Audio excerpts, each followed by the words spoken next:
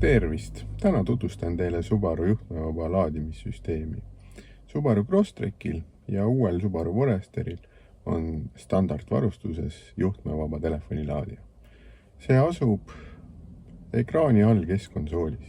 Sellel alal ei tohiks hoida metallesemeid ja elektroonilisi võtmeid, pangakaarte ja muud sellist. Samuti ei tohiks laadijat kasutada, kui autoreisijate hulgas on inimesi, kellele on paigaldatud elektroonilisi implantaate või muud sellist. See võib mõjutada nende tööd. Laadimiseks tuleb asetada telefon laadimise alussele ja lülitada laadija kõrval olevast nupust sisse. Kui roheline tulukene kustub ära ja jääb põlema oranž tulukene, tähendab, et laadimine ilusti toimib ja telefon loeb. Laadijal on ka kiirlaadimisfunktsioon.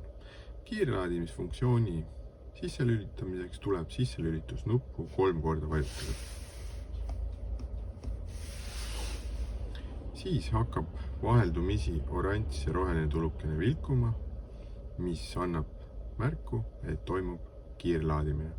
Tavalaadimine on 5 vatiga, kiirlaadimine 10 vatiga.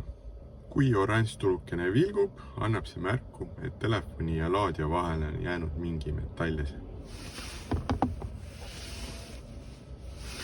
Kui me selle ära eemaldame ja paneme telefoni uuesti laadima, jääb oranž tulukene põlema ja annab märku, et laadimine ilusti toimib.